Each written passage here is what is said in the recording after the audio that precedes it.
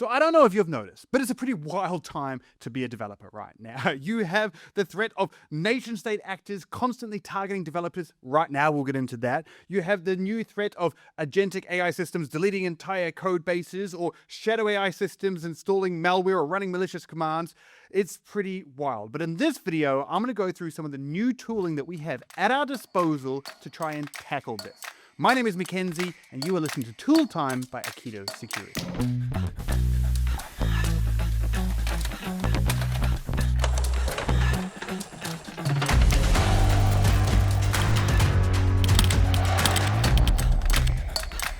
We started off there on a pretty dramatic introduction, I'm aware, but let me first explain kind of what's happening out there in the wild for developers. You see, there's been this crazy increase in what we'd call supply chain attacks. And this is basically when you target a component in the supply chain. Now, usually these components are in the form of open source dependencies or packages, things like NPM packages. But there can also be things like the extensions that you use in your code editor, like VS Code extensions or cursor extensions. And there's been a real shift in this movement. Supply chain attacks aren't new, but there is a very new approach to supply chain attacks. It used to be that attackers were trying to install malware onto your cloud system device. So what they would do is they would take over a popular NPM package or PyPI package. They would add malware into it. There's various methods of how they do this. And then they would hope that this new malicious version would get installed into your cloud accounts, your cloud components, and they would then have malware running in that. Now, that remains true.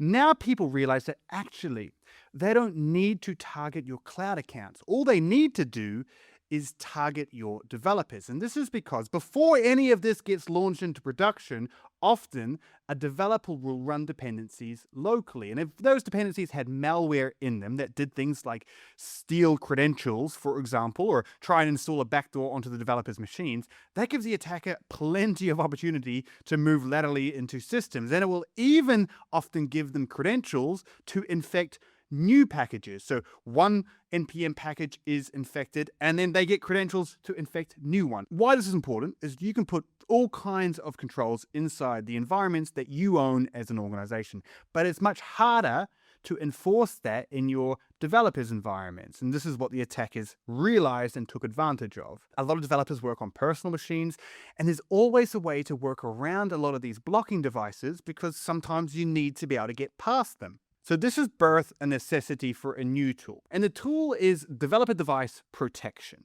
And you may be thinking, this sounds a lot like an MDM or even an EDR. And you can absolutely see that it would have stemmed from those. So let's have a look at how some of these are different. What an MDM is really good for is enforcing certain software practices or software systems that can be installed onto your device. But where it fails is the concept of these packages.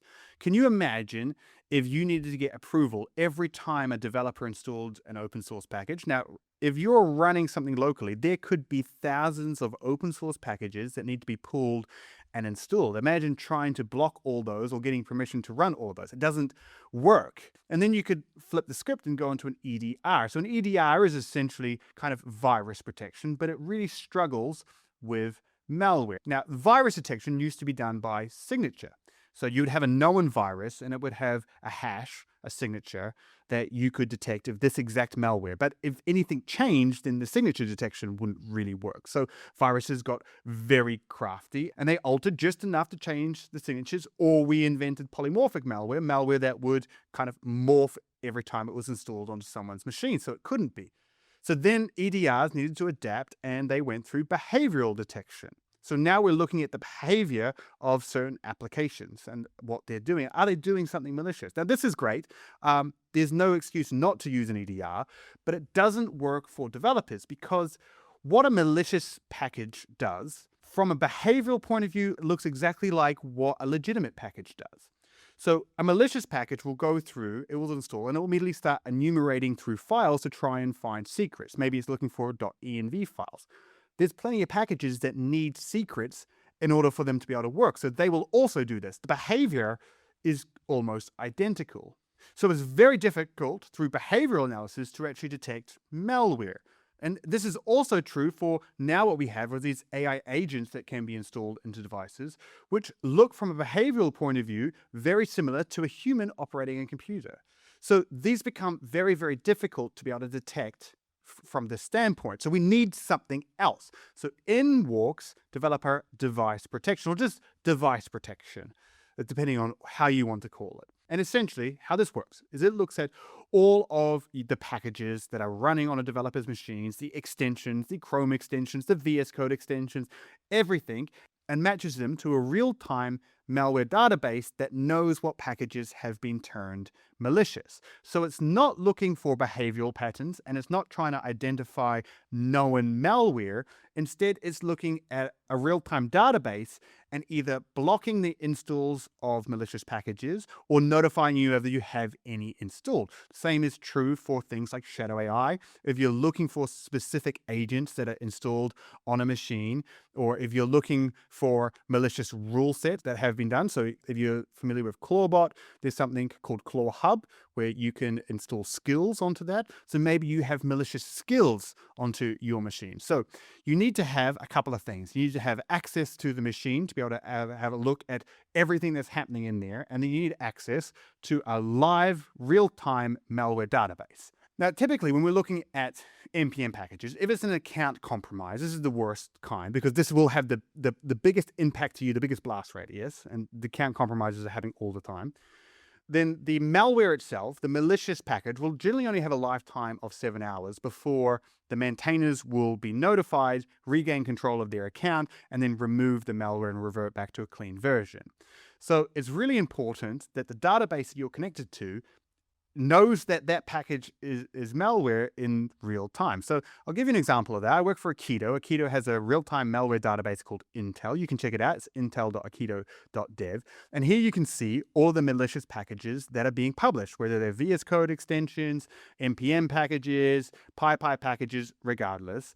And you can see them coming in real time. And basically how this works is we use a combination of static rules and AI to be able to find malicious packages, and we have a team that validates them in real time. So it only takes a few minutes for a package to be notified as malware. So what the device protection will actually do is when a developer is trying to run a new project or install new dependencies, it will be monitoring the dependencies that are being installed and block them if one, they have malware, or two, they have been updated within a certain time frame. So what you can do is if you delay install versions of 48 hours, then you can be very certain that by the time that that malware is being installed, it would have been detected, right? And probably have been removed by that point. So the device protection will actually look at all the installs that are happening, block anything that is known to be malware, and block any versions that are upgrading within a selected time frame. It will reduce the risk of installing malware on a developing machine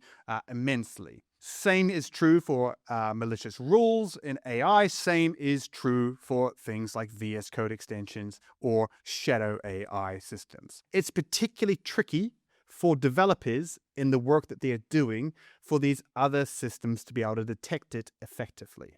Not to say that they're not great. MDMs are great. EDRs are great. This just fills the gap that they didn't have. Now, looking at the tools that are available out there, there's typically three ways that this can be installed. The first way is to have an external proxy. So essentially, every machine must connect to this external proxy, and you can see the requests for packages coming and going, and the proxy, the external proxy, can block them. The other way is to have a proxy on the developer's machine. So this is more effective, but obviously requires that installation on every machine, which can be done through a MDM. So you can still utilize that. And the third way is to actually act as a plugin to an MDM. So you might have Device Manager already set up, and then you can plug in a system that will kind of give you this additional function. This will create the longest lag in time of being able to effectively kind of monitor that, but it still works and can be done. So we can have a look at this. So here we have all the devices that we have on within an organization. So we can see them. And here you can actually see the whole ecosystem, all of the packages that exist in them.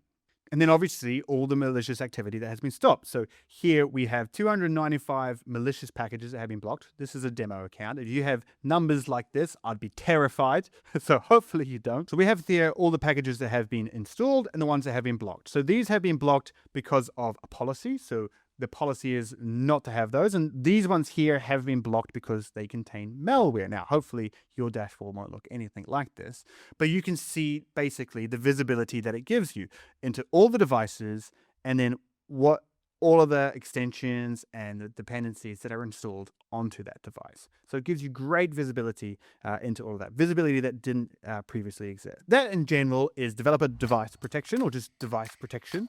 So I hope you found the video useful. You can check out it for yourself at aikido.dev, and I'll see you on the next video.